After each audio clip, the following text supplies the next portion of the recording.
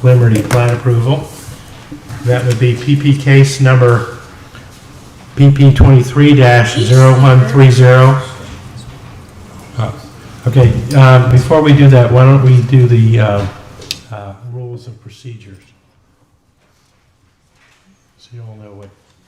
Each speaker must sign their name to the appropriate zoning case sheet and fill out a public comment card to register their intent to speak prior to the start of this meeting. Each item of business shall be handled in the order that it appears on the agenda, unless upon motion of the Planning Commission, the order is changed. A member of the city or county planning staff will present each item to the Conyers-Rockdale Planning Commission and will further provide a recommendation upon each item of business. The zoning applicant or the agent will state their name and address at the podium and will have 10 minutes in which to make his or her presentation. Any portion of their 10 minutes may be reserved for rebuttal following the opposition to the application. After the applicant's presentation, all registered speakers who wish to speak in favor of the application will then be heard. Prior to speaking upon the item, each registered speaker will state their name and address at the podium. They will also be limited to a total of 10 minutes. Once the applicant has made his or her presentation and the speakers in favor of the application have been heard, the secretary will then call upon the registered speakers in opposition to the application. The opposition shall likewise be limited to a total of 10 minutes. Once the public hearing portion is closed, no other speakers will be heard. As a reminder, speakers are to address the Planning Commission, not the applicant or the audience, and are expected to conduct themselves in an appropriate manner. The use of abusive or profane language shall not be allowed. No debate or argument between speakers shall be permitted. After all public comments have been heard, the Planning Commission may elect to hold general discussion. The Planning Commission will vote upon a recommendation that will continue forward to the City of Conyers City Council or the Rockdale County Board of Commissioners public hearings.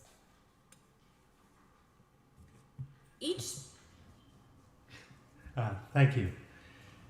Next item on the agenda, old business none, new business, City of Conyers none, Rockdale County. Taking item R2, the PP case PP 23-0130. A request by Jessica Gutierrez to create a new subdivision preliminary plat at 3845 Southwest Union Church Road. Parcel number 009-002-0013. 1 acre minimum parcels, 23 lots. Jessica Gutierrez is the applicant.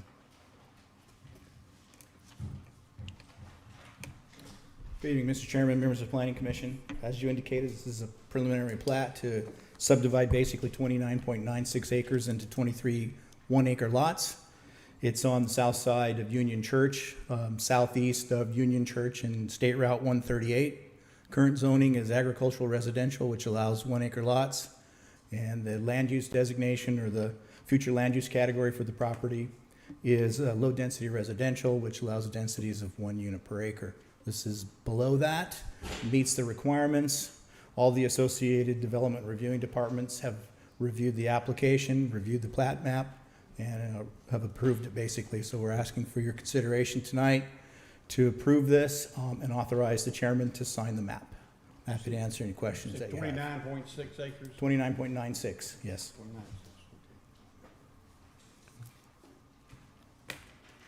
29.6. Any other questions? Will the applicant be presenting anything to us tonight, or? No, the applicant's not here. Questions and our motions?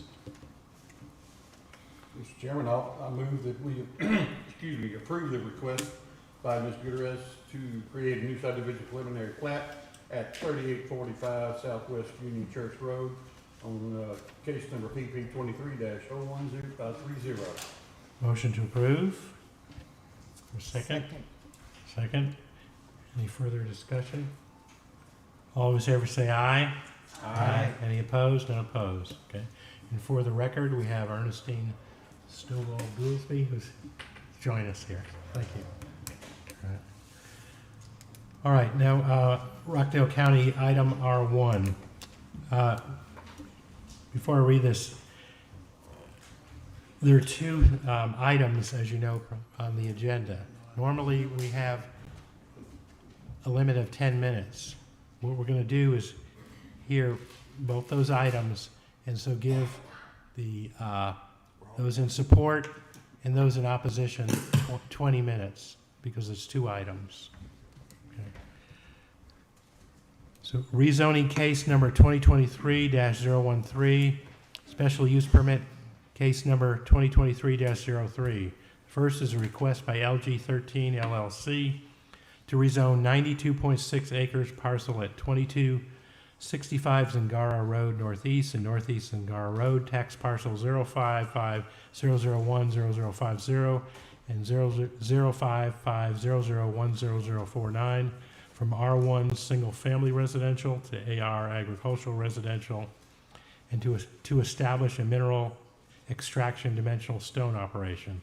The second request is by LLG, also 13, for a special use permit for a mineral extraction dimensional stone operation located at 2265 Zingara Road Northeast.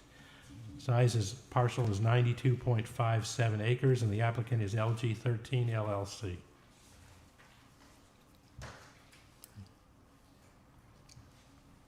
Yes. Mr. Chairman, members of the commission, pitch hitting tonight for Director Njoku and Deputy Director Williams.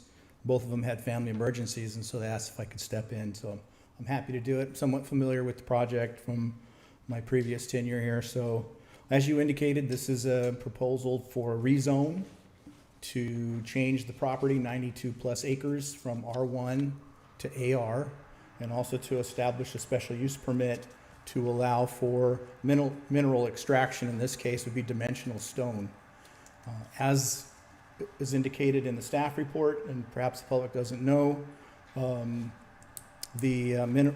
dimensional stone is completely different than other types of aggregate mining operations.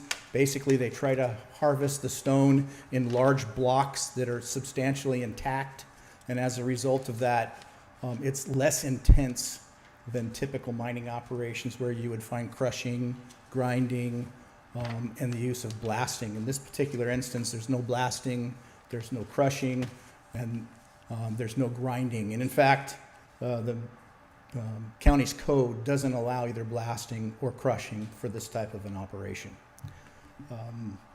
As indicated on the plan, the site's roughly 92.2 acres. The bulk of activity that's being proposed in this instance is off of Zingara, and it's a relatively small pit. It's about 6 acres, just under 6 acres. And then they have what they call their laydown area, which is where they're going to have their office and some storage activities fairly close to the pit area. The findings of fact that we incorporate in the staff report can be met in this particular instance, and we've articulated those in your staff report. And in addition to that, there are conditions of approval associated with the application as well. The conditions of approval are fairly consistent and substantially in conformance with the county's code as it pertains to these types of activities. And if you'd like, we can go through the findings of fact and conditions, or we can defer to the applicant and allow them to give their presentation. It may answer a lot of the questions that you might have, as well as the public. But in the interim, as I said, it's a small borrow pit, about 5.8 acres. At this point, they haven't articulated the depth of the operation. I know that in their preliminary geologic report, they said that this deposit goes as much as 500 feet deep, and they could be out there for up to 60 years, at least in their preliminary geologic report. They are proposing substantial setbacks in this particular instance, at least 65 feet in all directions. They're proposing access off of Zingara The Department of Transportation for Rockdale County suggested a State Route 20, but I think they've changed course and are recommending all access off of Zingara. If Zingara is actually where access occurs, there'll be improvements to Zingara from the driveway to the intersection with State Route 20. There's only going to be roughly 4 to 5 employees at the property at a given time. They're proposing operations between 9 a.m. and 5 p.m. Monday through Friday. There'll be no weekend activities, no night activities, and no activities on holidays. Again, the type of equipment that you'd see out there is going to be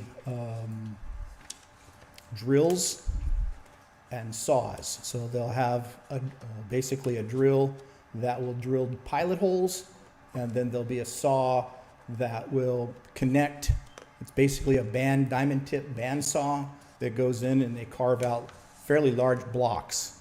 Generally, they're 10 by 10, 10 by 20 in size, 10 feet, 10 feet, 20 feet blocks. So they're fairly large.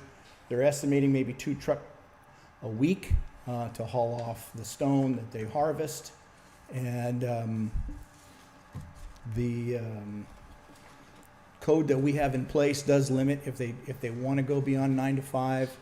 Our code doesn't limit them. They are not allowed to do anything from 6 p.m. to 7:30 a.m. So even if they wanted to expand their operation, they'd be limited in that regard.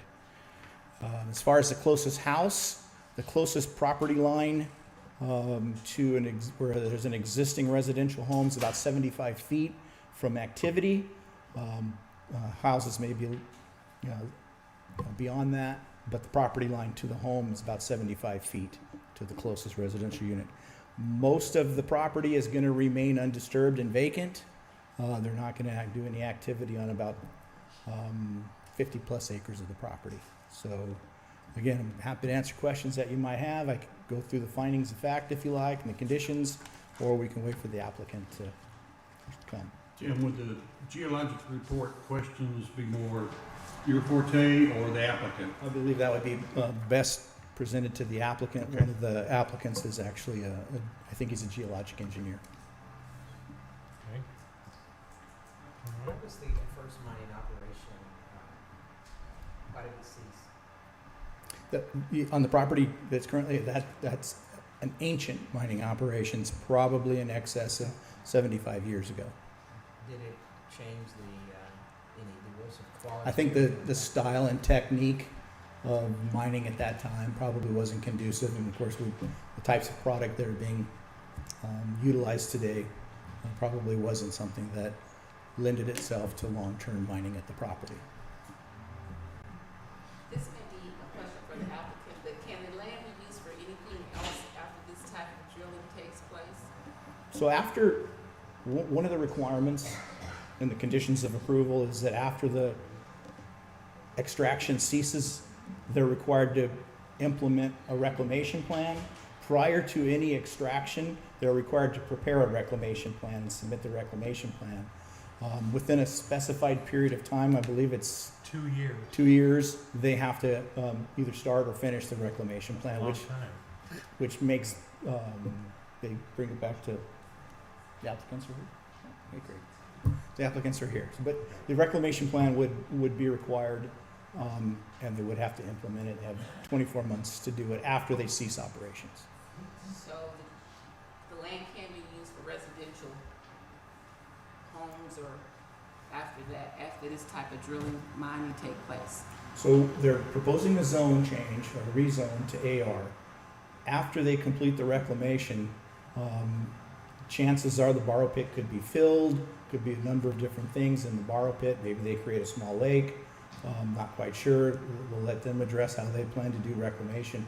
But whatever the agricultural residential zone allows would be what they could do there.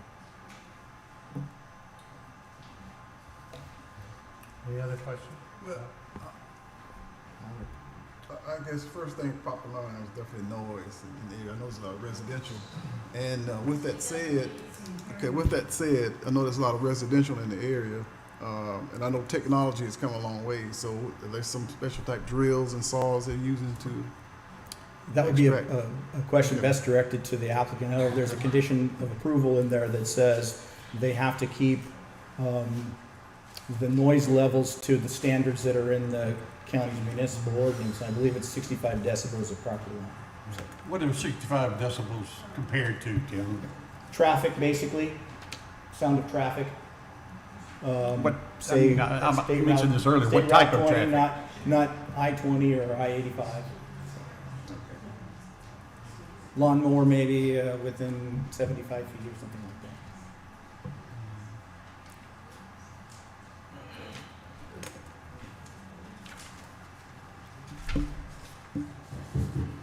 All right, why don't we, if there aren't any more questions, we can have the applicant come up. Thank you. All right, just so to reiterate what I said before, we're hearing on both these, the rezoning and the special use permit.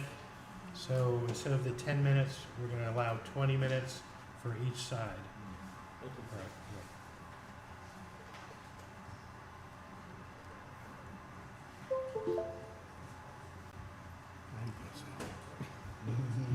My computer was usually something.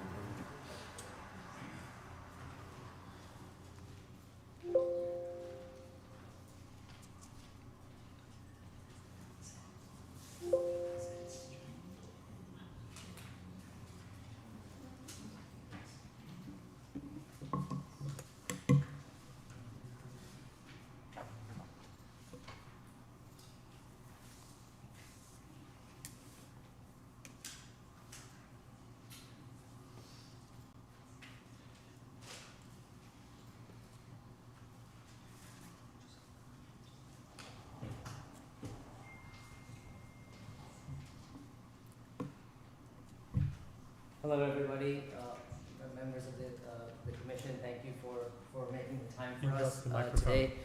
Apologies for the slight delay here. We were stuck in a lot of traffic due to an accident. Thank you to everybody for coming here. My name is Craig Franklin. My partner is Michael Shanahan. We are the owners of LG13 LLC, which is the entity that we use to purchase the properties that we are in discussion today to talk about regarding our building materials project. We created a presentation following, which sort of added on. We had a town hall meeting, some of the members of the community earlier this month, where we really got a chance to introduce ourselves, talk a bit about the project, what we're looking to do, share some of the education regarding what it is that we are doing. We caught on some good questions that you had asked as well, and sort of want to use this opportunity to talk more about what we're trying to do and what we're hoping to accomplish and how it would benefit everybody here in Rockdale County. So just a quick background on us. We're a Georgia-based company that is with a focus on stone extraction here in Georgia. Obviously, one of the properties here have significant rock outcroppings. The name of the company will obviously change, but it will definitely have the word rock in it to capture Rockdale County and sort of its what we consider a great asset, which is its rock. Family-owned, husband-wife team, myself and my wife, and Mike Shanahan, who's been our friend for over 15 years, and has a background in civil engineering, and our experience both as investors and operators of similar projects in the past, and now doing this on our own. And so, we see the opportunity here, not just for us, but also for the county and our neighbors. Lastly, real quick, American-owned and Georgia-based, but with the plans to establish our headquarters here in Rockdale County. We live about an hour away, and we see this as sort of the beginning of a much larger company that will grow on a more national level in the years ahead. Real quick, in terms of our plan, Rockdale County, as you know, is rich in natural stone, more specifically granite. We've had our geologists spend a lot of time understanding the rock, and like many parts of the country, you see, our county, you see, large outcroppings here, and that we have a significant outcropping on our property, which we believe is there's no better use for the property than sort of what our plans are. In terms of what our plans are, we plan to extract stone, and we'll talk a bit about the process and kind of why it's different than most people have preconceived notions around or misconceptions around kind of what it is that we do. But really, the stone here, is extracted and then used for granite countertops, bathroom vanities, landscape, accent rock, building facades, curb and pavers, monuments, etc. So some examples you see here, all of that is processed off-site. So all that happens here is the rock is cut out into big slabs and then taken off, and our customers then polish, cut, and finish the product, which then goes to be sold in retail. And you see, some examples here of what the finished product is. I'll let Mike talk a bit about other aspects here. Thank you, Craig. So as you see on the screen now, this is an outline of the two properties that we purchased and have combined, totaling just under 93 acres. There is what we have labeled here in yellow as Property A, which was formerly the estate of Evelyn Summers, and then Property B, which was formerly owned by the Johnson brothers. Most of the work that we'd be doing is going to be concentrated on Property A, which is closer to the corner of Zingara Road and Georgia 20. So here you have our site plan. So if you can see, there's some shaded areas, but kind of in the middle of those shaded areas is a blank area. That's where we'd actually be doing the drilling and extraction. And we'll get into a little bit in terms of distance to the neighbors and some of the concerns that the neighbors may have. Also, there is an existing entrance to the property on Zingara Road. For various reasons, we are going to put a new entrance on Georgia 20. Part of that is because Zingara Road is not really meant to handle the weight of trucks that would be coming on and off the site. We'll talk about the traffic as well. And hopefully to alleviate some concerns for the neighbors on Zingara Road in terms of noise of any trucks that might be entering or leaving the site. So what to expect? So I think dimension stone is something that most people are not very familiar with. I think when people hear about extracting stone from a site, they think of a big quarry with a lot of blasting and crushing, and that's not what we're doing. There's a short video here. Try to play that. Yep. So what will happen is there's stone. We'll have a flat area. We'll come in. We'll have a drill that's either on tracks or wheels. It'll drill holes about 2 inches apart to basically give you the length and width, and then go in between those to create the sides of the block. We'll then take a wire saw that'll be diamond tipped, and that process will be lubricated with water to cut down on dust. That will create the bottom of the block. Once the bottom of the block is cut out, we'll come in with a loader, lift it onto forks, and then move it out of the way to a staging area. So no blasting. Like I said, we'll be lubricating this process as we go to cut down on the dust from the drilling and the sawing. And Craig? So, there's a lot of misconception around, and we heard some of this at the town hall, and I think it's more an education, what it is that we are versus what we are not. And I think, the column in red over there is what we are not. And I think that is where a lot of folks have traditionally associated, stone quarrying and with is aggregate quarry. So, our process is dimension stone extraction. It's a building products business. And really all we do is take out large blocks of stone that then get taken away to our customers. Unlike an aggregate quarry just involves a lot of blasting with dynamite, involves breaking down those big rocks, then running them through a crusher, to make smaller rocks that then go into, different uses, whether it's roads, pavements, whatever. But it's really a raw material for cement. That is not what we are. And we don't do any sort of blasting, no crushing whatsoever. Our process is a very different process where, as Mike just alluded to or showed earlier, where we just cut the rock, take out blocks, and the entire block then goes off. We don't want the block to break because, as you can imagine, if it's going to be a granite countertop, two half pieces are not as valuable as a whole piece. So we want the big piece there. So, with ours, as you can imagine, there's not a lot of material moving. So you have 2 or 3 trucks moving per week, if at all. And then the large blocks get pushed to a staging area, at which point they get picked up and taken away. So it's important to understand the distinction here, what we are not, which is an aggregate quarry and is traditionally associated with mining, versus what we are, which is dimension stone extraction, cutting stone and then taking it off the property. Potential effects on neighbors, and look, we spent over an hour with some of the neighbors at the town hall earlier this month. Understood some of their concerns. Some was very constructive feedback, and we addressed some of those items here. But just real quick, on a high level, from an environmental standpoint, we've looked through each of the items, and we'll just tackle each one by one. In terms of plants and animals, there's tree removal, slight tree removal for clearing, but nothing that sort of, and there's minimal animals on the property because there's large rocks, and it's very noisy because it's on Highway 20. And so minimal negative impact from that perspective on the environment. Water runoff, actually we use a lot, our ENS plan involves a lot of recycling of water because that actually makes it cheaper for us.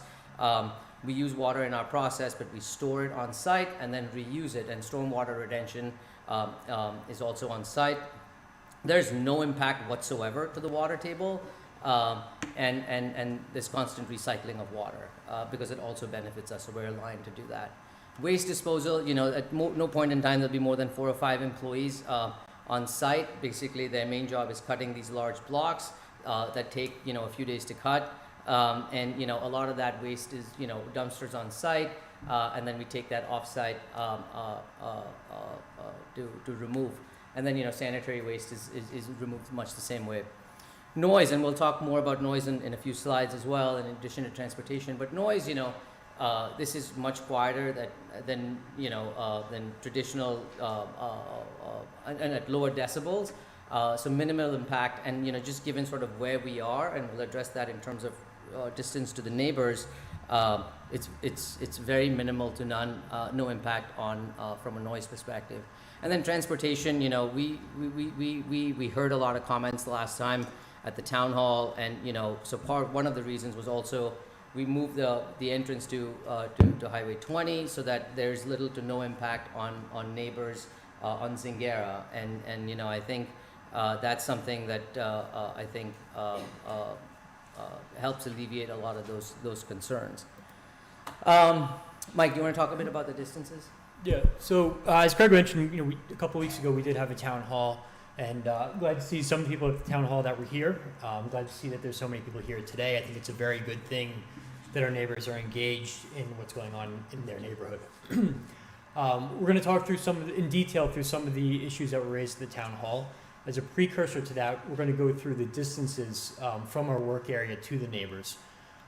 So again, if you think about the pit area being what we call the pit area, where we're going to be doing the actual drilling and extraction being our work area, I don't know if you guys can see from there, but from the edge of our work area to Zingara Road is about 400 feet.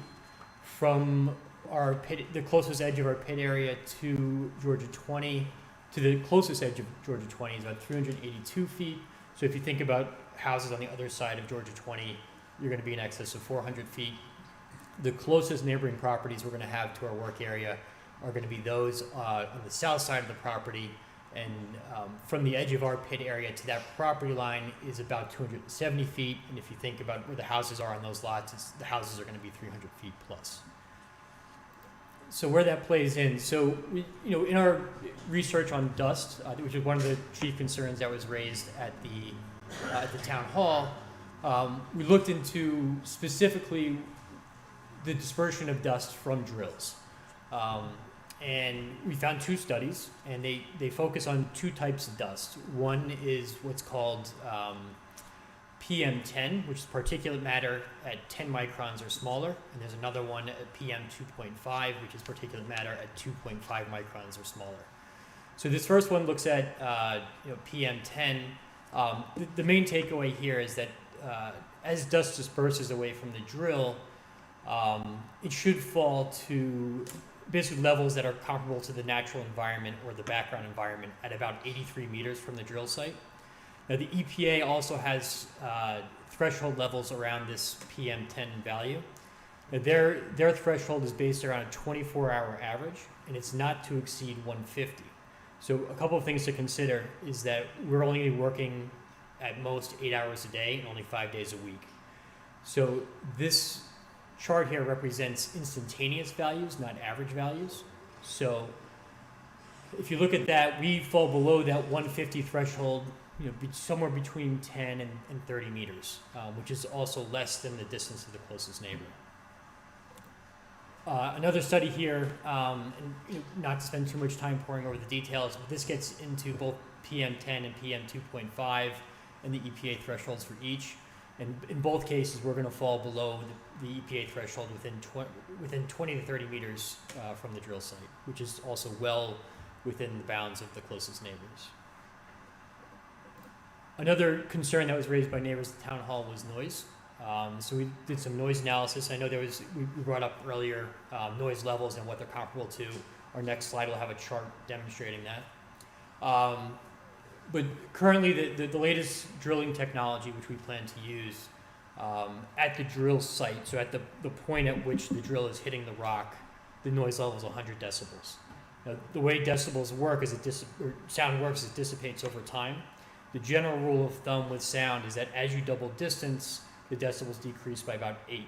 So basically what that means is that about 10 meters from where the drill is in the ground, you're going to be at 72 decibels. At 20 meters, you're going to be at 66. At 30, 62.5. At 50 meters, you're going to be at 58 decibels. And just converting meters to feet, that closest property line is going to be about 82 meters from the closest possible drill point. So comparing that to what decibels are. So we're going to be in that 50 range, which is somewhere between the hum of a refrigerator and indoor conversation by the time that sound reaches our neighbors. Comparison, that 70 to 80 decibel noise level is roughly what you see on a highway with traffic going by. In particular for our neighbors that are going to be on Georgia 20, which has 24-hour noise from the road. Again, we're only going to be 8 hours during working days during the week. Right.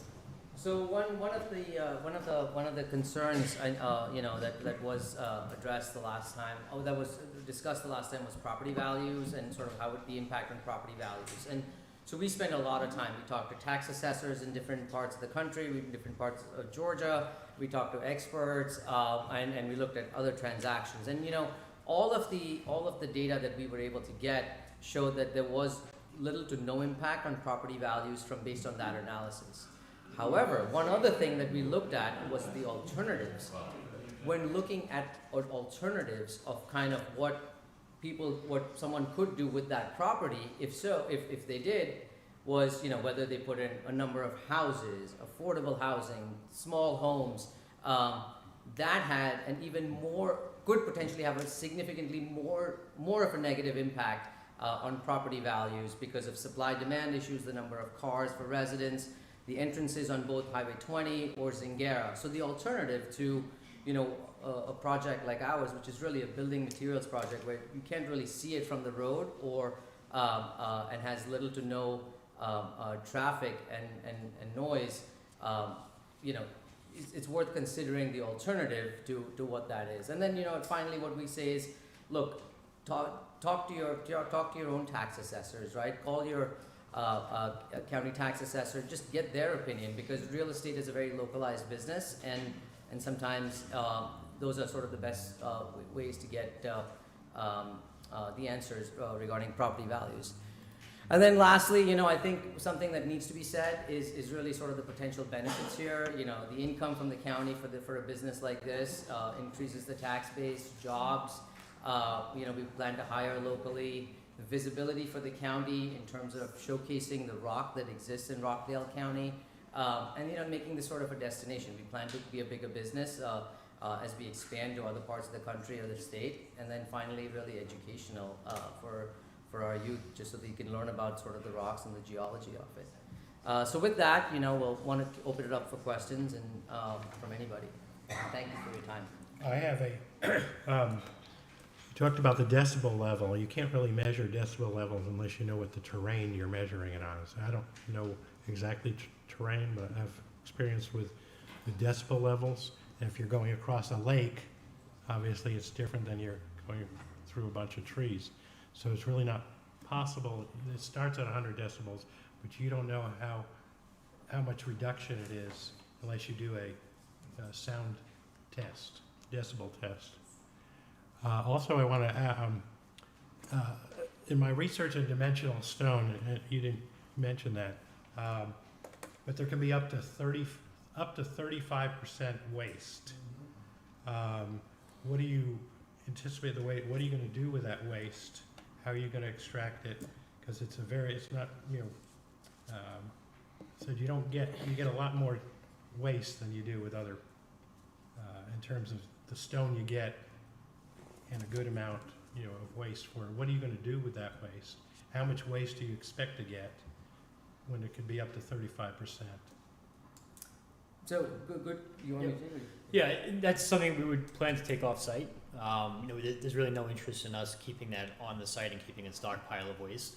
For us, from a business standpoint, that may have value to certain buyers. So that would be the plan there.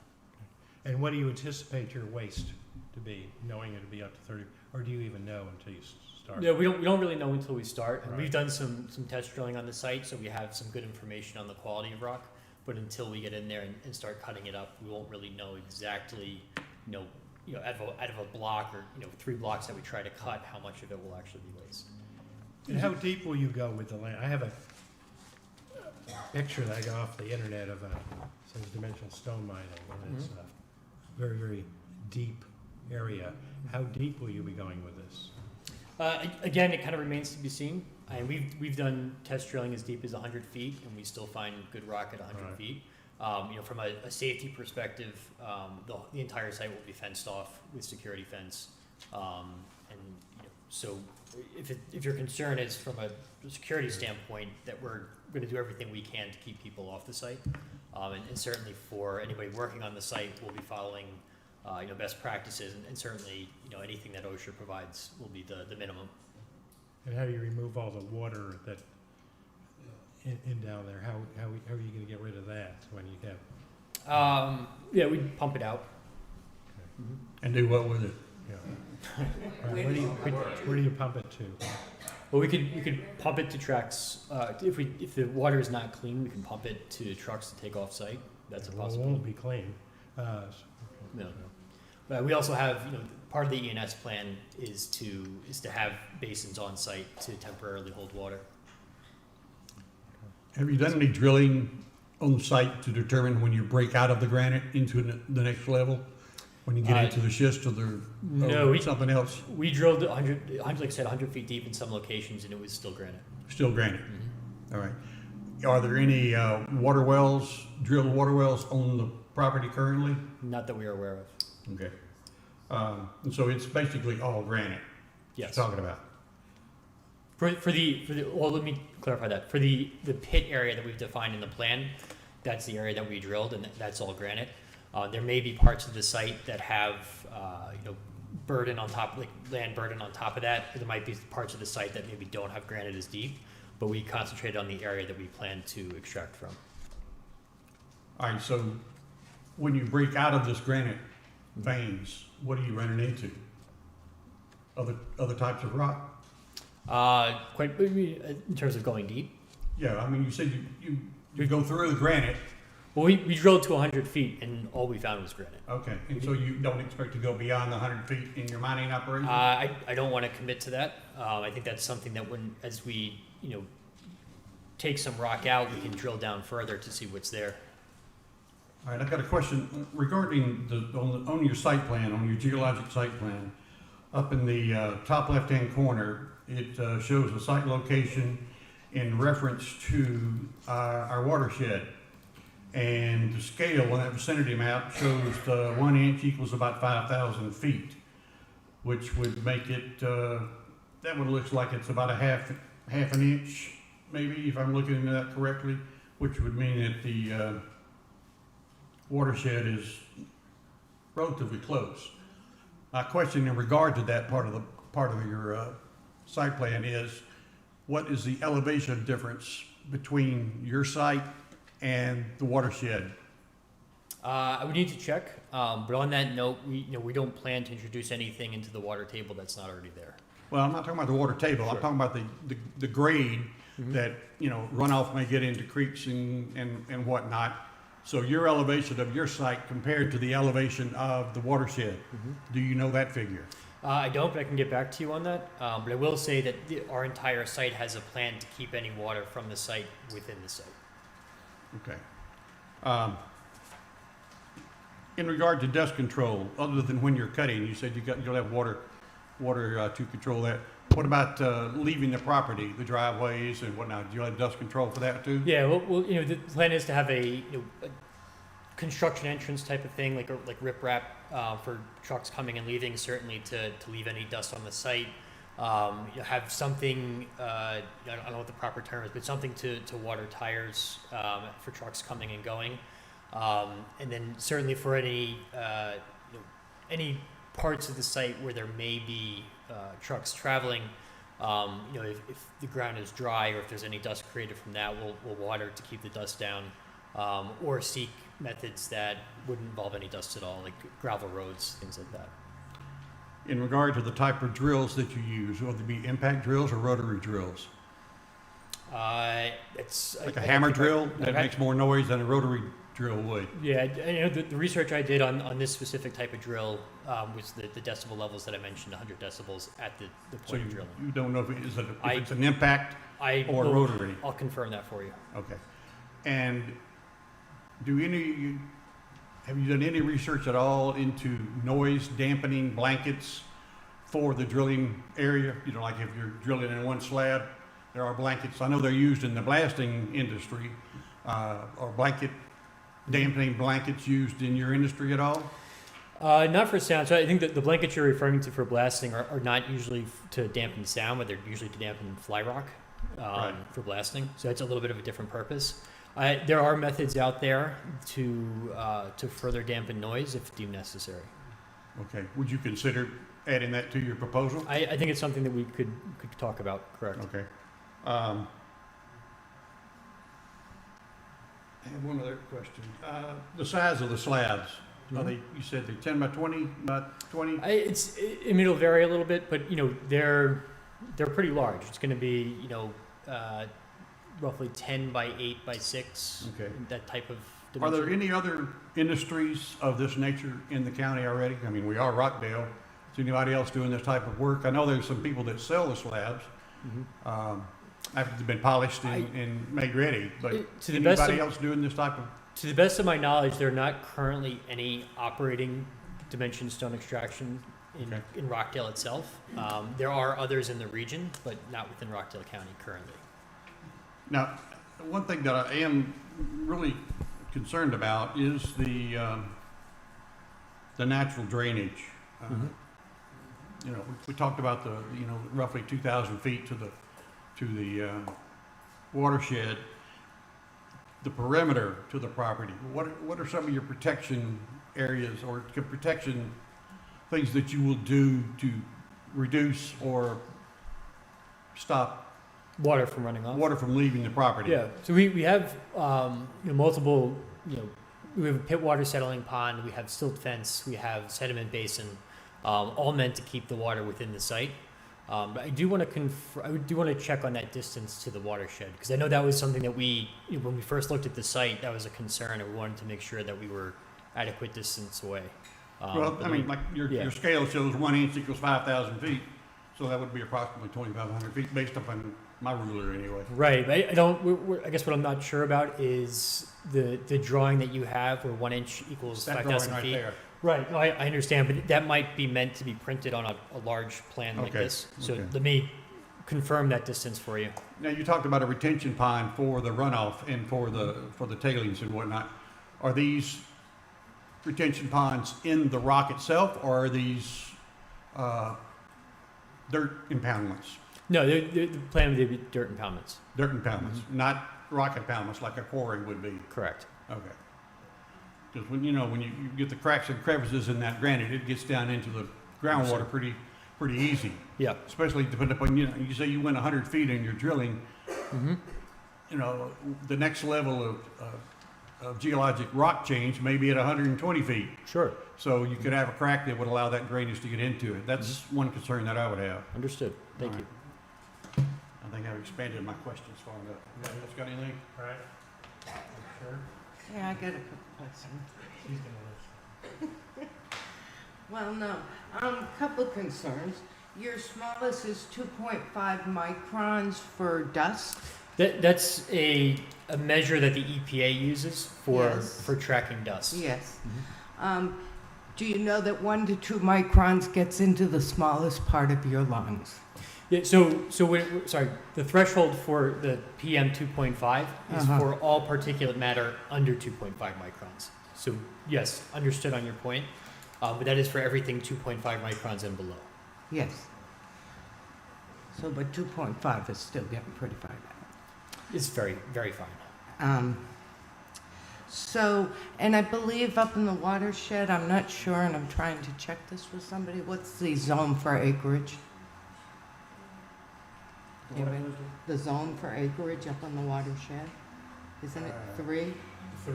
It's 3 acres, right? Yeah. 3 acres. So you mentioned it being changed, if they were to build tiny homes.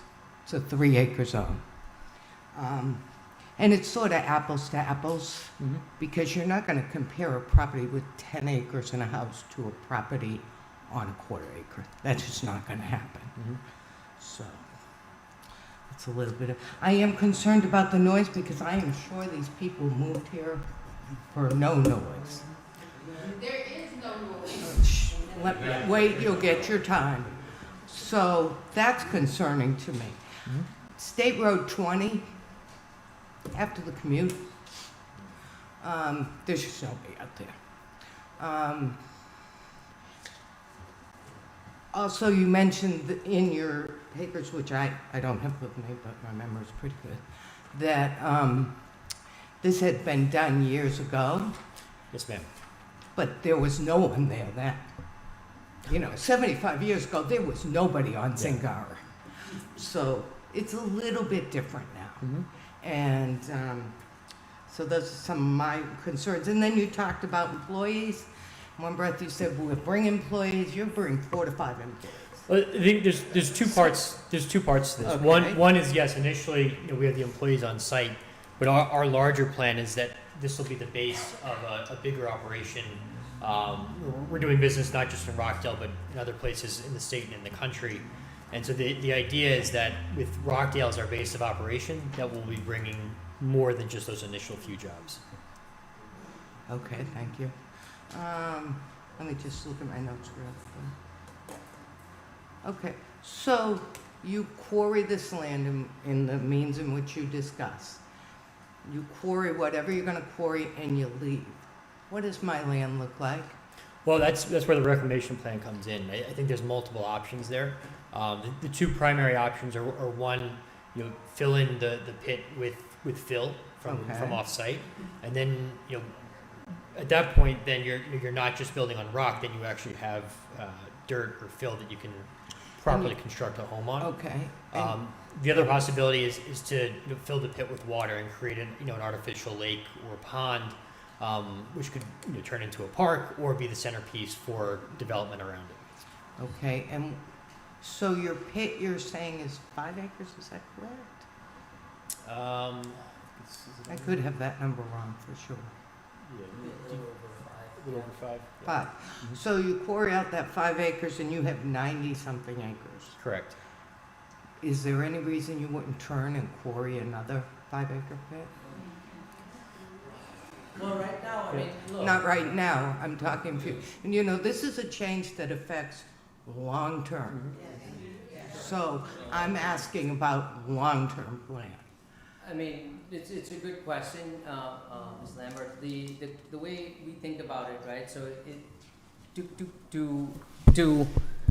to cut stone, to take out even the 5 acres, takes time, and you know. Okay, 200 feet of, let's say you get 200 feet. Let's just make a hypothetical, because we don't know past 100 feet. Maybe you only get 100 feet, and I'm willing to, how long to quarry 100 feet of granite? We don't know, because quite Okay. frankly, it's, you know, it's a very precise process. We're trying to do it such that you don't have a lot of waste, because those slabs have more value to us when they're larger I slabs. understand So that. it's meticulous. But I think, you know, from our perspective, the way we're looking at it is this is where the route, the rock outcropping exists and what we see. And that's really kind of been the focus. So, you know, it's a good point. I mean, we'll definitely look to get you an answer on that. We just don't know. I don't want to say That's something we okay. don't know. And one of my other concerns is we are part of ARC. We are not the country. We are not 50, 60 miles down the road. We have impact of people here. We have grown from the time I came over 50%. So, you know, that has to be in this consideration. And I'm not trying to be difficult. I'm just trying to ask questions that I think will help to enlighten people, or I hope will help to enlighten people. Of course.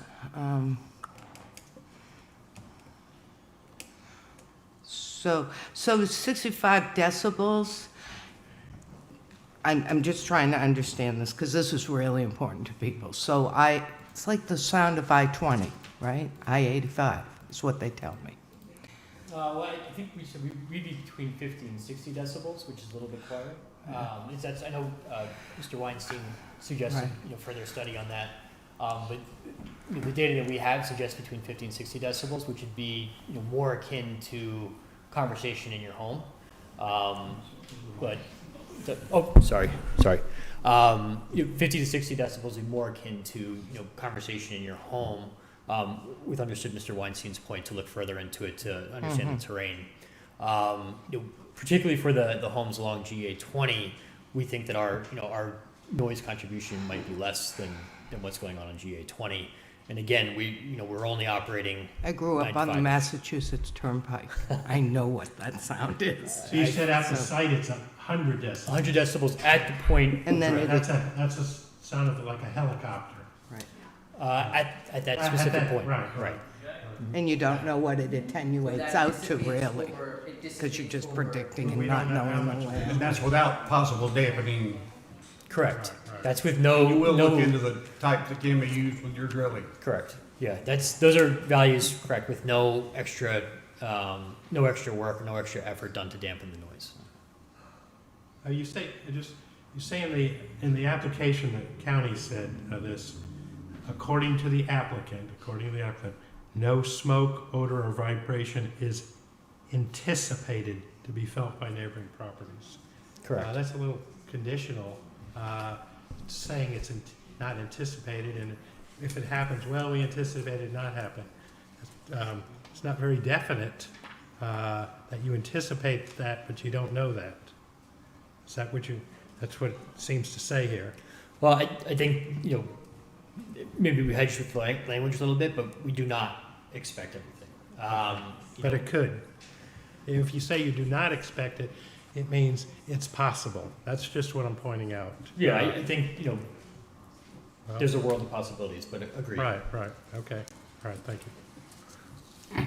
I have a question for you. Yes, ma'am. You said the pit is 5 acres, and the pit is 5 acres as she was speaking, and you got 97 acres possibly. So are you gonna go and clear cut the entire 90 acres to do your, No, ma'am. The plan is that we would only remove trees where absolutely necessary, and most of the pit area as it is largely just blank land. Most of it is right as it is right now. It's just rock on the surface. There's a few sparse pines here and there, but our plan is to remove as few trees as possible.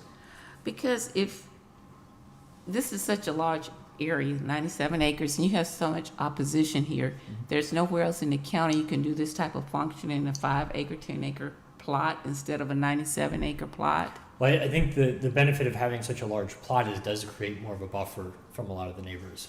There are some neighbors obviously they're going to be closer to our work area, but having that big of an area to work with means that the neighbors, particularly the ones off to the northeast and the east, have a very large buffer from where our work is going to be.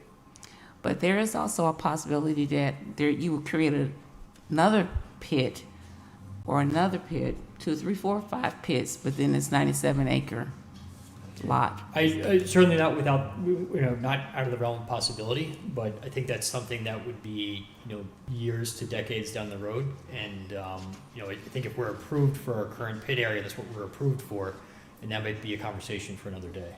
So you got approved for 1 pit. So there's nothing no regulation, no stipulation that you can't go in and do 2 pits? I don't think there's anything saying one way or the other. Okay. So there's not a restriction for more, okay. Mr. Shanahan, Yes. have you done any mineral studies to determine what other minerals you may come in contact with while you're mining? From the geological study that we did and from the cores, everything that we've encountered is granite. There's some other trace minerals in there, but nothing of significance. What are those trace minerals? Pyrite was one, which is fool's gold, if you're familiar. No, it was a Mica? bit of magnetite. Sorry. A lot of mica involved? No, none actually. No, magnetite was the only. Maybe we just don't remember that part of it. But magnetite and pyrite were the only ones in very small quantities. Is that just in the area where you're considering mining or the entire Correct. property? Yeah, for the extraction site, yes. Okay. Quartz veins? None. No nothing quartz, gold. It doesn't sound like good-looking countertops to me then. I mean, We that's hope what gives so. it the beauty, the veins and the mica pockets and the quartz, whatnot. Yep. Did you guys test for asbestos? Please, you can ask when you come. Well, actually, that was the question. I know that, the southeast region, we have some mines that have come in contact with asbestos. And I just was curious as to whether or not you have done a study to determine whether or not that's a possibility. Because if that's the case, the micron level. Right. Understood. would- We didn't do any testing for that specifically, and it didn't come up in our geological study. Now, what would happen if it did? Then that's an environmental concern, and we would obviously default to regulatory authorities on that. Well, the only thing that's occurred in the past is closure. Well, I think we need to. So our geologists did a very thorough study. We'll confirm with them. I don't believe the word asbestos was even mentioned once because if it was a concern, the concern was pyrite, and that was sort of one of the 3 items that we just alluded to. But other than that, we'll confirm and get back to you on it. But we know it was a pretty thorough study that we spent a lot of time and money on too.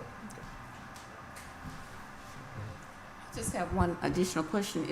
What type of insurance coverage is required for that type of business?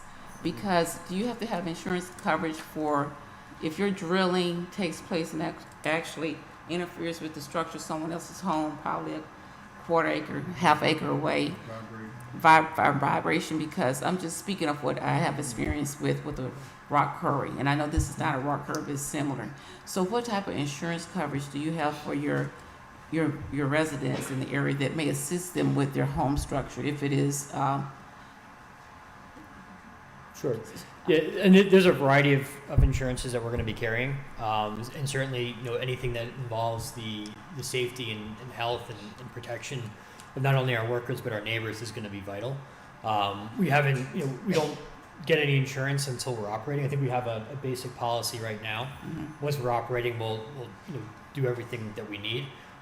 It's obviously in our best interest to have as much insurance coverage as we can. So these individuals, I mean, your neighbors can come to you and they can show that at this point, prior to your drilling, prior to you coming on site, that my house didn't have any type of cracks, breaks, or whatever. They're going to be able to come to you for a claim. They're certainly welcome to. What I will say on that is that drilling in itself is very unlikely to impossible to cause that type of ground Okay. vibration. And to your point, if we were blasting, that would be a very legitimate concern. Okay, thank you. Does OSHA have any strange rules for your industry? OSHA and MSHA would both apply. Okay, and so you, in your past experience, you had no issues with OSHA? No. Okay. No. And just for the record, the requirements from OSHA and MSHA would be the minimum requirements. Our goal is to be best in class at everything we do, and that includes safety.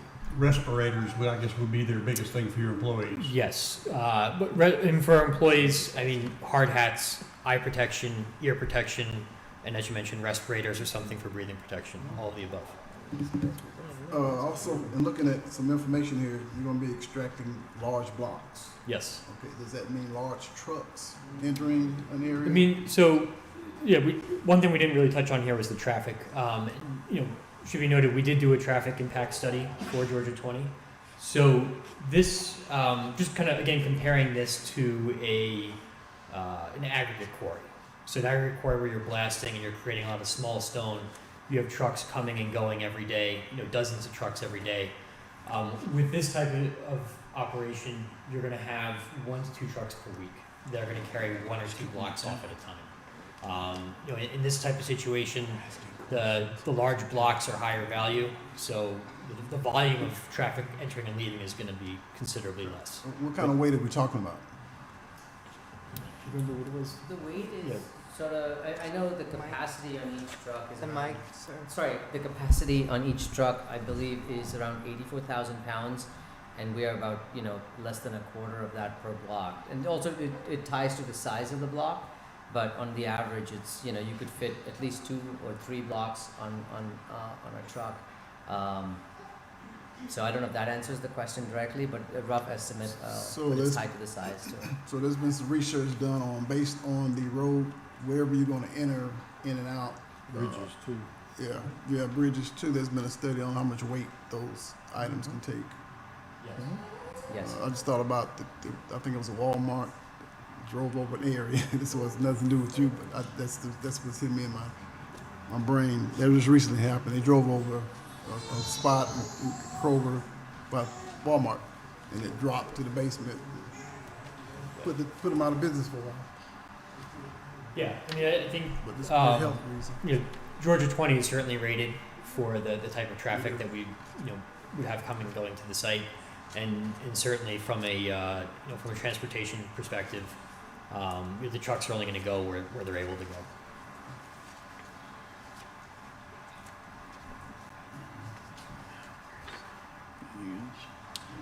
Any other questions? One other question. As you extract stone, then at what point are you prepping that property or that land to go back to, I won't say natural state, but a safe state? A reclaimed state. Towards the end of when we find that we're tapped out on resources, whether that means that we've hit the bottom of the granite or whether we've determined that we're not going to be doing any more pits, that's when that operation would restart. I think from a financial perspective, what we plan to do is to, as the company grows and as we perform our work, is to put money aside for that eventual reclamation. Timeline, again, that could be decades down the road.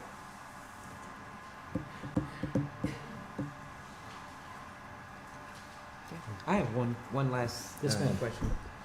You said that it was going to enhance the visibility of Rockdale County. How is that going to happen? Yeah, so, you know, I think one of your colleagues on the commission asked, you know, how many others are doing this, and, you know, to our knowledge, nobody else.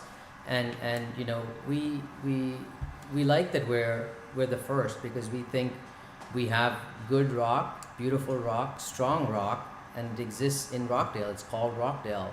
And we want to showcase that rock. And that's how I think, or we believe, it helps enhance the visibility of the county and what part of its name stands for.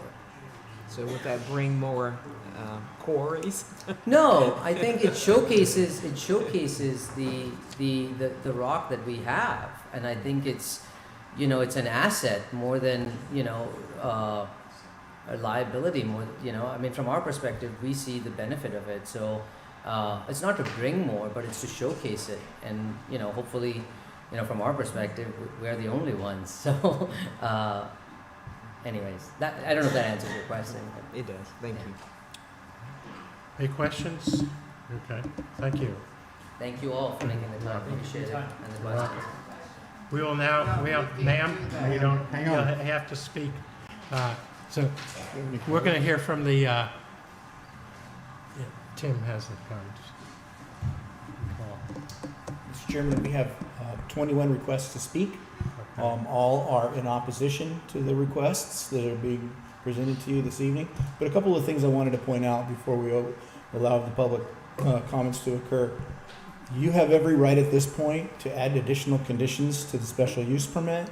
You could limit the size of the borrow pit to what's shown on the site plan. You can actually limit truck traffic.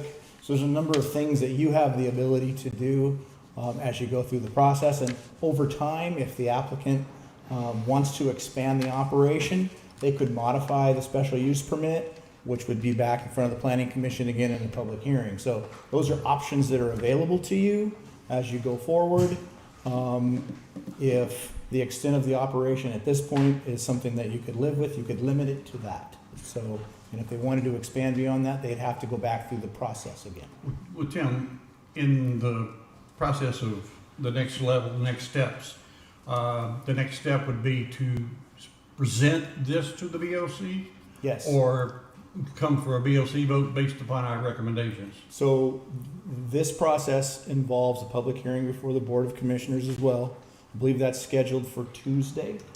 So that'll be the same type of presentation we've gotten here today? That's correct, yes. All right, so the questions that I asked, you know, like about the watershed and about the geologic report on the core samples that you made of the granite, can those be answered somehow in that presentation? Absolutely.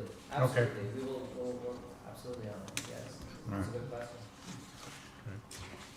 And it is a public hearing. Keep in front mind, of the we are board. still just nothing more than a recommending body. That's correct. You're Right. making a recommendation Right. to the Board of Commissioners, and whatever happens this evening, we'll prepare a summary and present that to the Board of Commissioners, and they'll consider the application on Tuesday in a public hearing. All right. Keep in mind that when you're coming up here, you're speaking to us, not asking the applicants questions. They can answer that if they have any remaining time, rebuttal to the opposition, but you're speaking before us. So, First speaker that you have is Connie Furcus. be advised you're limited to 20 minutes, and there's 21 people signed up, so. Good evening.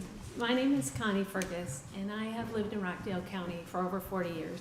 I'm sorry, three- Connie, what's your address? Oh, I'm sorry. It's okay. 1936 Crescent Moon Drive, which we'll recognize from the map, or at least the street.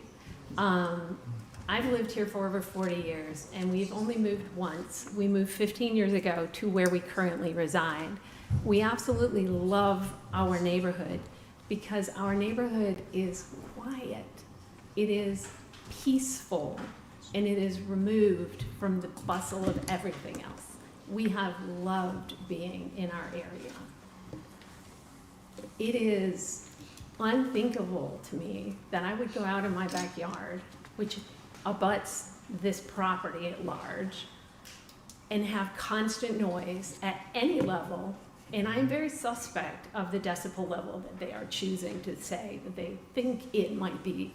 As many of the things that they said tonight were, it could go this way, or it'll probably go that way, or we kind of think it's going to do this. But if they've had experience with this, they probably have better ways of knowing those kinds of things. And we also agree as a neighborhood, some of us are sitting near each other, that with Mr. Weinstein's comment that you can't know that on decibel levels. Things move through different places, different ways. And it would be tragic to me to have constant noise at any level behind my house. I also find myself incredibly suspect of the idea that it would not have an effect on property value. I think the applicants also acknowledged that property value varies place to place, and that many people think quarried. No. So when I go to sell my house, you cannot pretend that people are not going to go, oh, you're abutting a quarry of any nature. That's not going to affect my property value. That is insane. Okay, so generally the other kinds of quarries that they tend to, I've noticed in the application's presentation, tend to compare themselves to rock quarries that explode things. But that doesn't really give me a good comparative to what I'm going to experience. That just says, well, it's not that bad, but it's still this bad.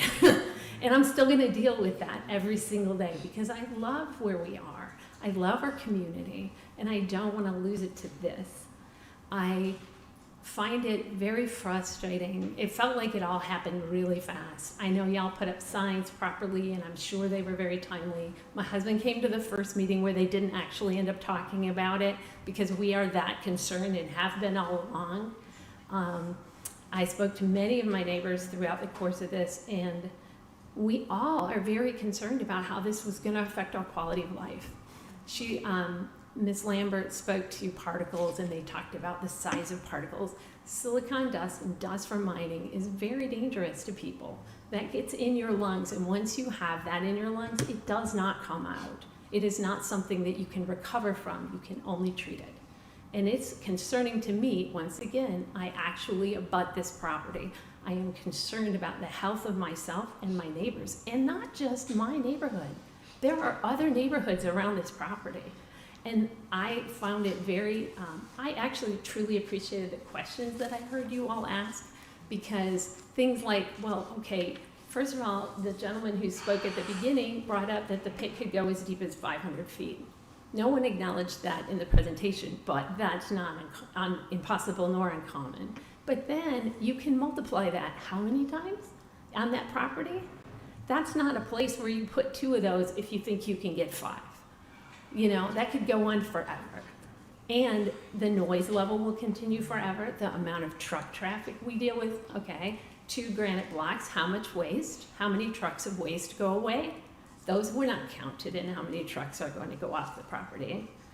The water concerns are incredibly legitimate. If they're going to wash the truck tires with stuff, where's all that dirty, wet water going? Is it going to go in some specific alley on its way out of the property?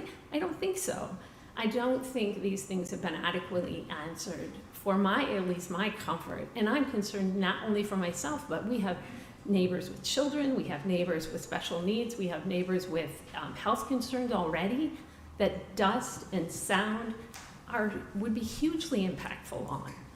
And once again, not just my neighborhood, there's neighborhoods all around this property that all are gonna suffer from property value issues, dust issues, noise issues, and it's just so frustrating because you come in and you live here and you love it here.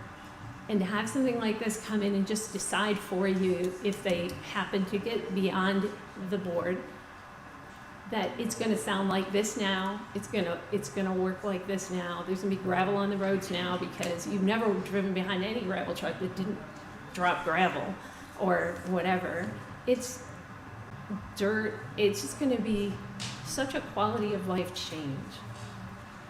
I appreciate that they tried to be thoughtful, but once again, I'm quite suspect of the noise level. I'm quite suspect of how much impact the people are going to feel in the homes.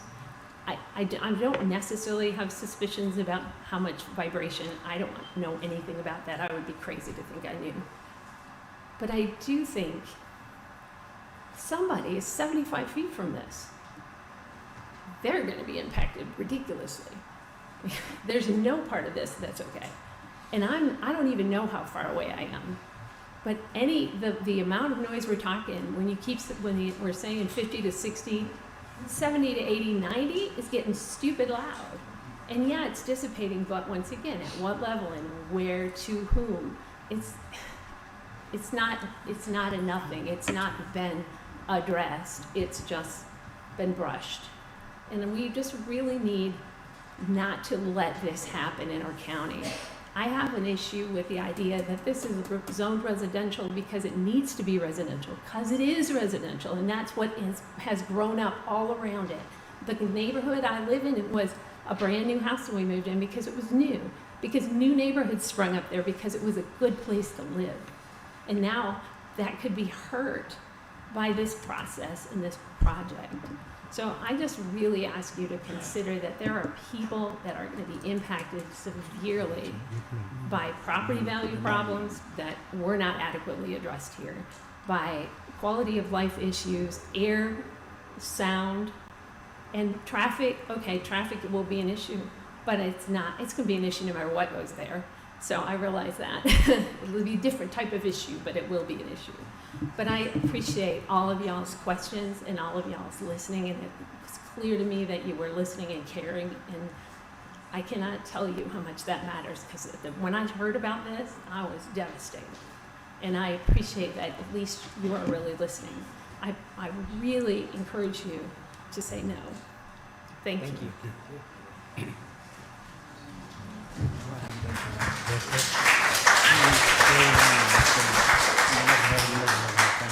The next speaker is Randall Furcus.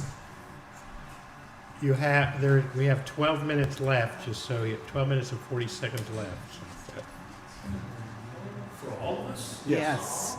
It's insane. We had it. All I'm going to say is this then.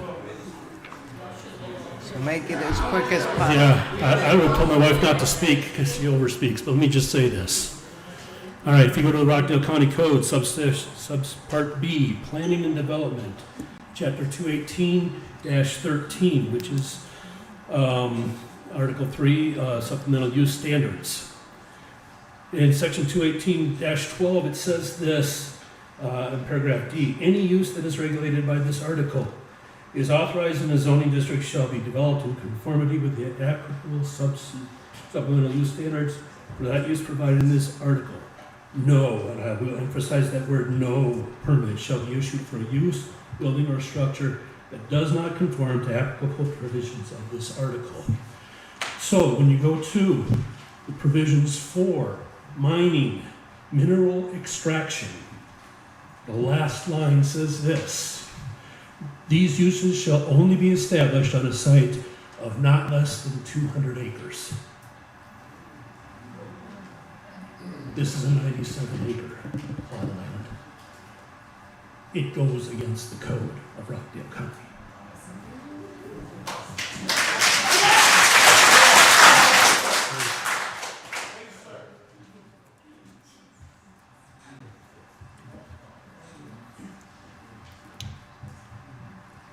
Next speaker is Cindy Roselle.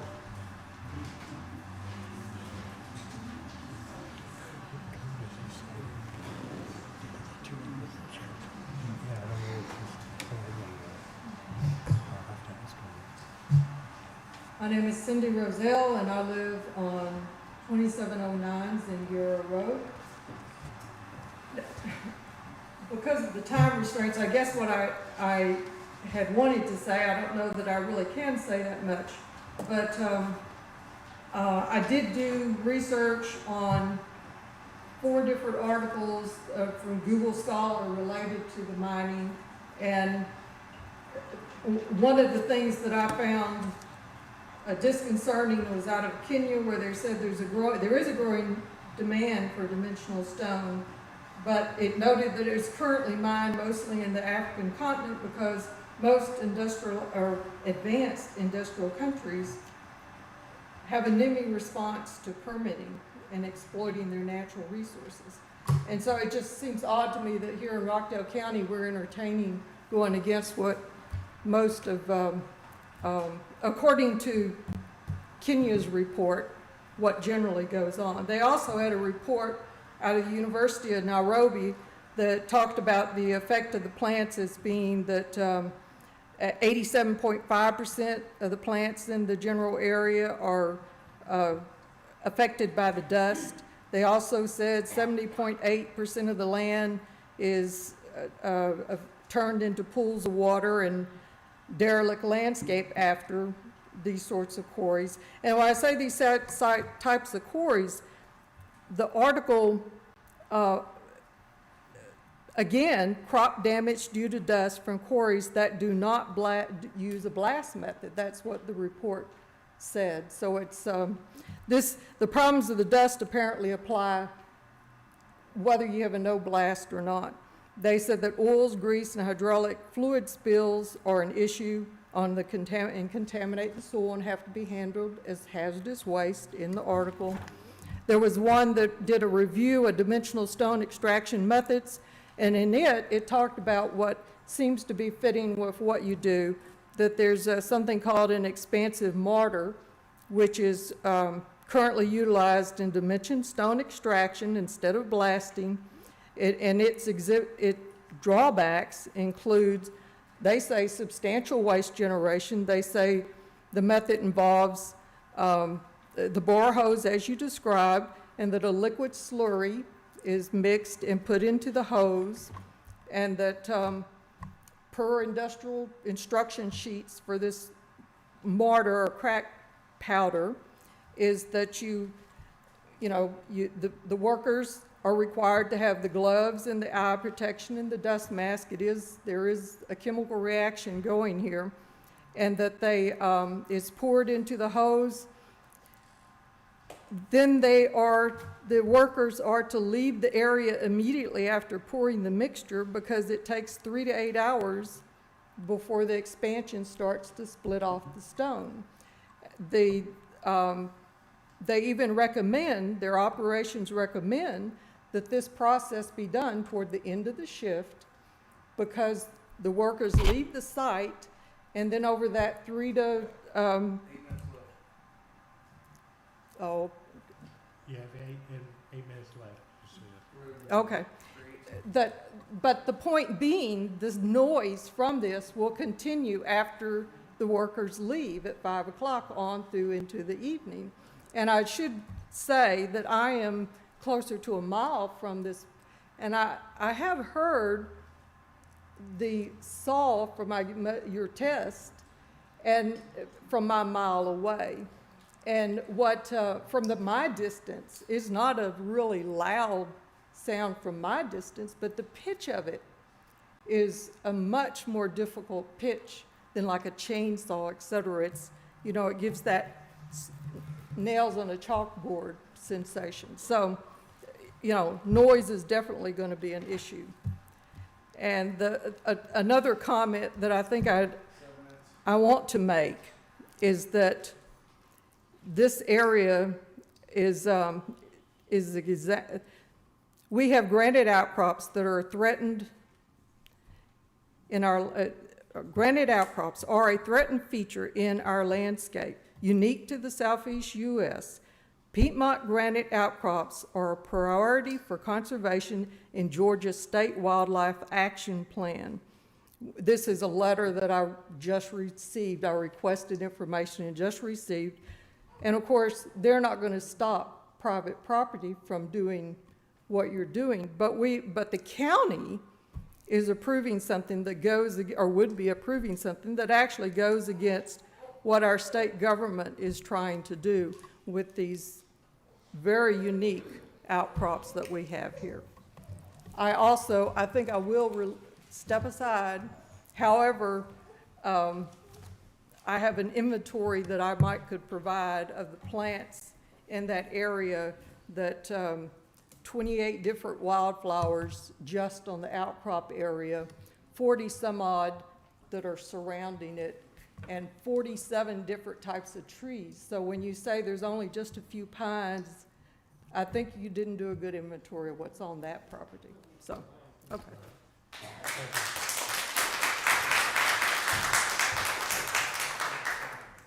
Jason Rowe.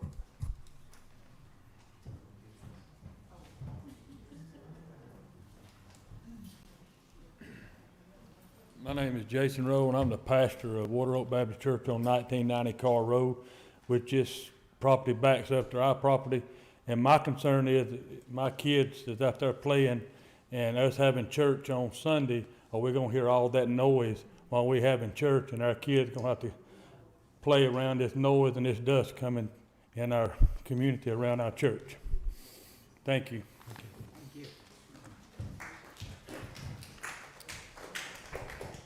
Andy Carson.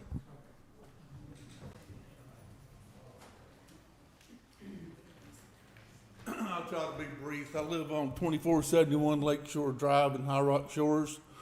Couple of things with they say there's just gonna be like 2 trucks a week. And doesn't sound very profitable if you're only bringing out 2 or 3 slabs every week, you know. But plus with the waste, you're gonna have dump trucks coming out. Average dump truck's like 95 decibels, you know. And you're gonna be creating an awful lot of slurry, because per OSHA, you know, you gotta use water when you're drilling and cutting with stone and all. So in our water table at High Rock, we have our own water system, and we're all very concerned about that with the problems that y'all could create. So, and y'all know how long you're gonna get through 100-foot deep 5 acres. You could figure that out. I could if I had time, you know. But I'll let someone else talk.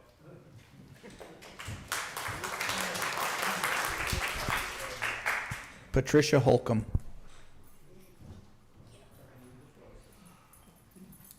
I'm the closest to that property. I live directly across the street from 2265.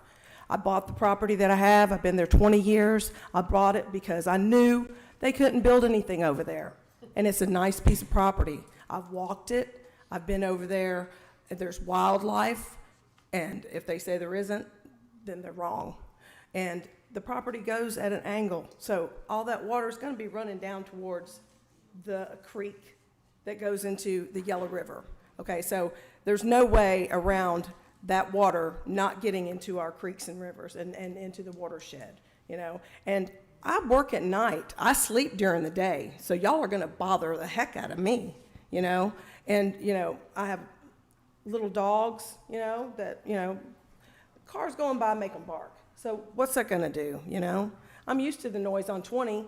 It kicks up about 5:30 in the morning for about an hour or two, and then in the evening. So it's not an all-day thing, you know? A few cars go by, it's not that loud, but, you know, we don't need that. We do not need to be recognized for Rockdale County having rock. We know that. We have it. We have a horse park that put us on the map. We don't need for your operation to put us on any kind of map or give us any kind of recognition. We are recognized. It's a nice county. A lot of people want to live here because it's a great residential area to live in.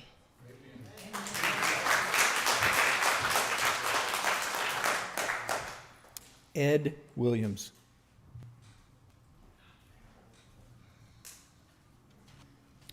Good evening. My name is Ed Williams. I reside at 401 English Elm Court. I've done so for about 30 years. It's about a third of a mile from the proposed site. I just want to bring one particular point: economic impact. Studies have shown that stone removal activities reduce home prices up to miles away. One such study found that residential properties located within 1.2 miles of a site sold for 20 to 30% less than similar properties located at least 4 miles away. Another study found that residential property located a half mile from a gravel mine would experience an estimated 20% reduction in value, 1 mile from the mine, 14.5%, 2 miles from the mine, 8.9%, and 3 miles from the mine, 4.9%.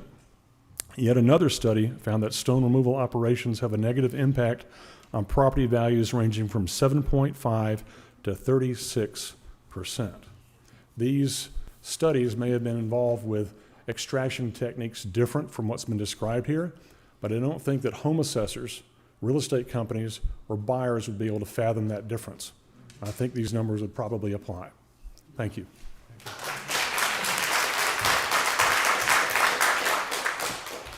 Tara Erickson.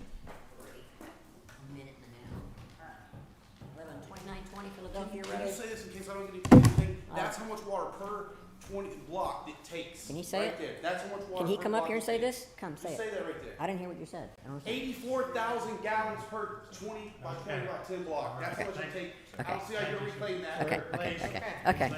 Okay. I have lived on Philadelphia Road for 35 years. Out right on my road is a dirt road when I bought the house. There's a ton of granite out there. So if this is allowed here on Zingara, what's next? My road, all over Rockdale County. So that really concerns me. Also, my grandkids go to school, J.H. House. I found this Zingara thing by taking a little shortcut to go there. Okay, so what about the school buses?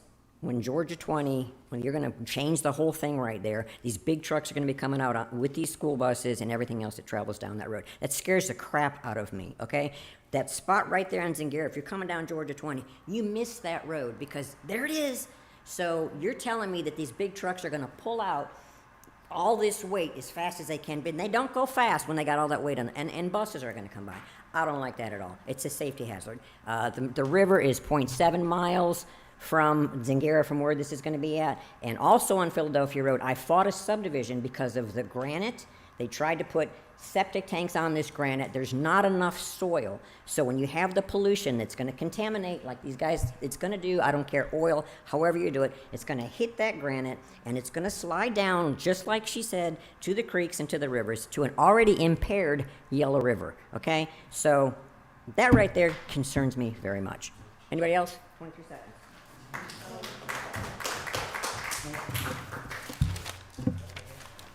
Angela Miller. You have 21 seconds. So how long has this been going on? We just found out about it a month ago. So we got no information when I called the county to find out where I could get information about what was going to happen. I'm asthmatic. I have also survived pneumonia, which scarred my lungs. So I want to know how this is going to affect my breathing. Did they do an environmental and health impact study? I want a copy of it. I want them to guarantee in writing to pay for any and all medical expenses due to exposure to silica dust. That's all I have to say. Thank you.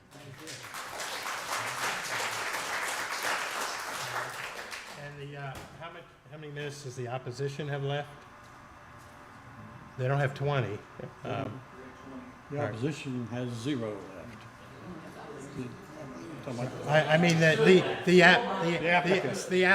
applicants, were they timed? We'll check in. What's that?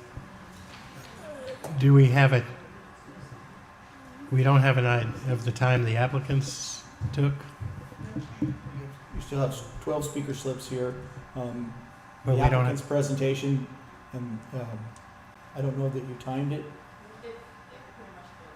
20 minutes, okay, all but right. they responded to questions as well, and that wouldn't have been part of their presentation time allotment. It wouldn't have been, okay. Not responding to questions, only when they give their Right, presentation. okay, so they used, okay, all right. Will we get to ask the county any more questions? Yes. Okay.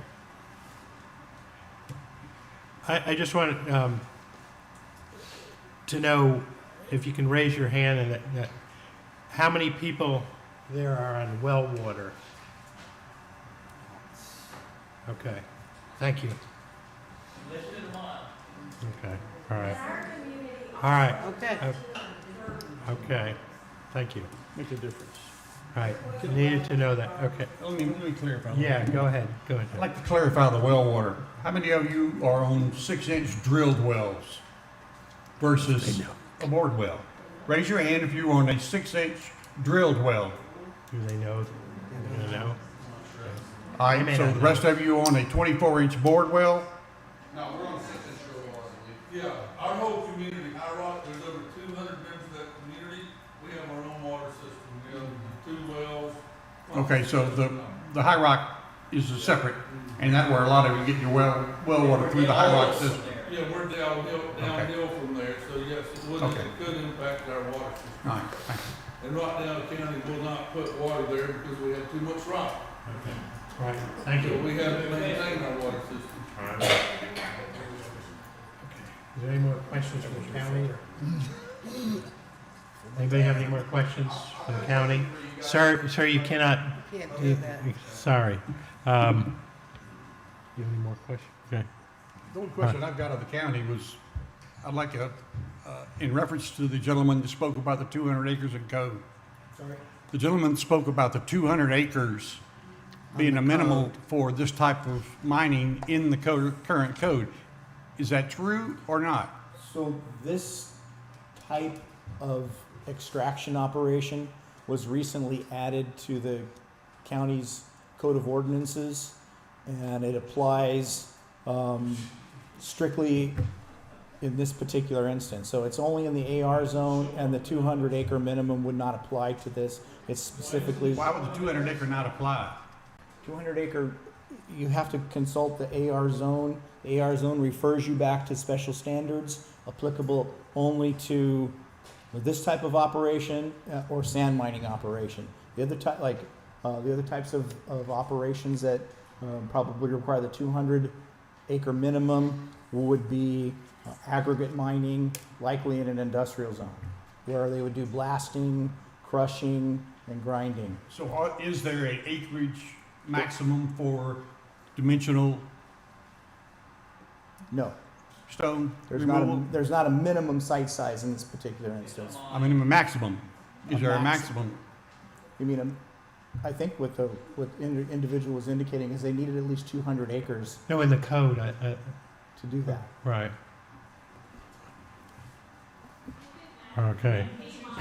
All right, okay. All right, please. Okay. All right, we're now in discussion. And be aware we have two things to vote on. What I think was not a good idea for the county is to, going from R1 to AR, and really to establish a mineral extraction operation. That's what they do, but what does that have to do with voting on R1 to? You can come up here. How does that pertain voting to a rezoning? So are you asking in the particular instance, the authorization to do this type of activity in the AR zone? No. That was already completed some time ago. Right, no. I'm asking for number one, okay? They want to rezone from R1 to AR, okay? You know that. That decision, is that you put in to establish a mineral extraction dimensional stone operation. How does that pertain to a rezoning from R1 to AR? In other words, number one on here. Do you understand what I'm saying or not? No, Okay, sir. okay. I'm sorry, I don't understand the question. We have maybe, yes, sir. Then have the attorney. Please, thank you. Identify yourself. Yes, sir. My name is Ted Meeker. I'm with the law firm of Sumner Meeker in Newnan, Georgia. I've been doing zoning work for Rockdale County for the last year or so. To answer your question, this use would not be permitted in R1. That necessitates the rezoning to the other classification. Correct, sir. I know that, but when we vote on something, aren't you, the mineral extraction thing isn't really part of zoning when you're rezoning something from R1 to AR? If they just came from R1 to AR and they said, we don't know what we're going to do, wouldn't that be the same as voting on here, R1 to AR, absent a mineral extractions operation? In other words, how does it pertain to the rezoning request? I understand why they want to do it, but how does it pertain to a rezoning request from R1 to AR? How does mineral extraction have anything to do with the rezoning request? Does that make sense? It does. Okay. It goes back to my initial answer. Right. You have to rezone, you don't. nobody has to do anything. Let me rephrase. The property would need to be rezoned to AR to Correct. make them eligible to obtain a special use Yes, permit. understood. So that's why, and this board, in terms of recommendations this evening, and going forward to the Board of Commissioners, it's two separate actions. Right. First, you have a recommendation on the rezoning, and then the second will be a recommendation on the special use permit. I think Steve's quarry lies in the fact that in that rezoning, it says to establish a mineral extraction operation. That is in the special use permit. That's correct. Why is it in the first rezone? I think is what I he's guess saying. leading to the second request that's Right, coming. okay. So- That's my only, I mean, but ultimately zoning is zoning, special use permit, special use Correct. permit. So Understood. we're looking at R1 to AR. We know why they're doing it, but when you're deciding it, you're looking from R1 to AR regardless of what they plan to do with it. Is that correct? That is correct. I mean, Okay, that's it's- what my question, yeah. But in my mind, they kind of go hand in hand. Okay. I mean, Well, I we think- know now yeah, what they're it's doing, not right. like they played hide the ball in terms of why Correct. they were seeking the No, no, rezoning no, to AR. Correct, okay. Yes, All sir. right, all right. Thank you to clarify. Thank you very Mr. much. Regan. You're welcome. Okay. Obviously, they're tied together. So the one I just expressed my concerns, and I brought it up before. They can't guarantee anything or say that these things won't happen. It really concerns me. Anticipated, no smoke, no odor, no vibration. In other words, they're not saying it couldn't be. When we look at, we're taking it together, so I'll mention something on the special use permit. County has criteria in order to look at to approve a special use permit. And some of these concern me and relate to this. One of them you need to look at is compatibility of the proposed use with land use adjacent properties. Okay. Obviously, this is not compatible. It's completely different. I'm just looking at what the code says in Rockdale County here. Whether or not we'll create adverse impacts, reason of noise, smoke, odor, dust, or vibration anticipated, but not for sure. Another concern I have is, I asked you about well water for a purpose because you have a very sensitive area since you're on well. This extracting stone can create a lot of significant amount of sediment and particulate matter, and these can be washed into nearby water sources that I have concern with. The natural drainage patterns, it can disrupt how the groundwater is recharged and alter its flow. And then the waste, a lot of waste here. If it's not processed properly, that can lead to groundwater contamination. So I do have a lot of concerns of this being around people with well water. Those are, I'll let some other people talk, and those are some of my initial concerns. Having spent 47 years in the water well industry, I totally agree with what you just said. My biggest concern is, should this be approved and implemented, is the environment. Our watershed is precious. We have one water source in Rockdale County for those that are using the RWR system, and that's the Randy Pointer Reservoir, which is fed through the Haynes watershed, which is depicted in this photograph in their geologic survey. And it's entirely too close to it. We don't know the elevations of what the property is to the watershed. if it was abutting the watershed, we would have a, very obvious situation to deal with. But we don't know how far away it is. Creeks and whatnot can feed to it, and I'm not sure this geologic survey that was done is sufficient for this type of operation. There are too many questions about the impact it's going to have on the environment, in my opinion. So, that being said. So, I got a little, thank you. Hey, so I knew Tom would take care of the environmental water concerns, so I let him do his thing. My concerns are about quality of life and people choices for that quality. And, something will come there someday, probably. I don't know. Maybe it won't.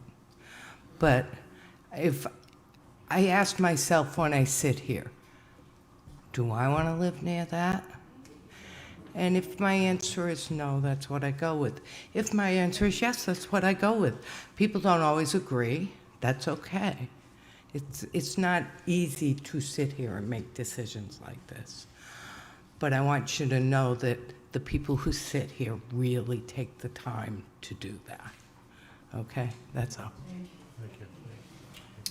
And if I'm remembering correctly what I've been looking over, I don't think the water department has responded to this at all, no comments correctly at this time.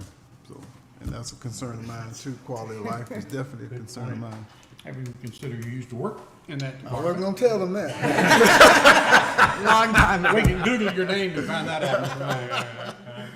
Oh, that's what I want everybody to laugh. How about that?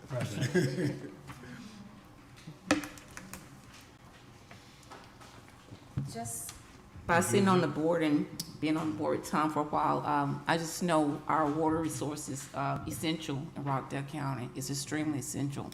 We have very little of it, and it's important. And any impact, any type of impact, would interfere with the quality of life for all of us. So that concerns me.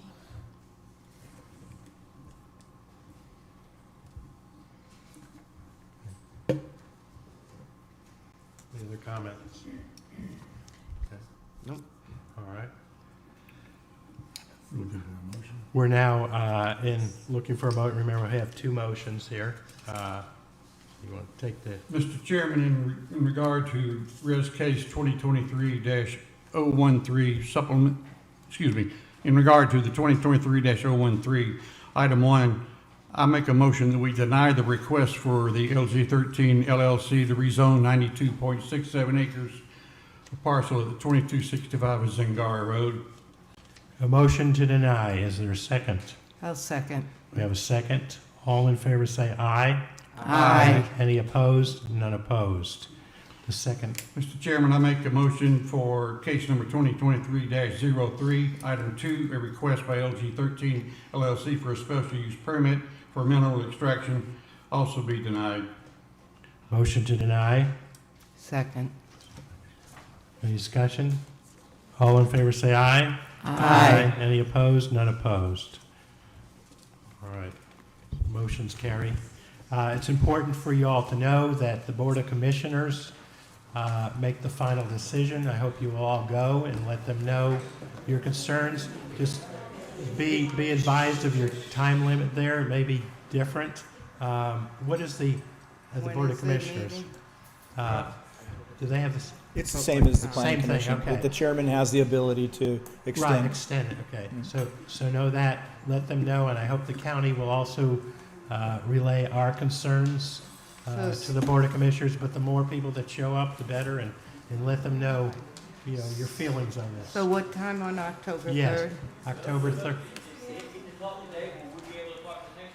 Yes. Yes. Yes, you sign up just like today. You all So sign it's up. October 3rd, Tuesday, 6 p.m. If you have it's right here. If you have somebody has a spokesperson, they might designate that person, but just be aware of time and gum, because they make the final decision. All right. We have made our recommendation, that's up to the BOC. It's up to them from there. Final decision.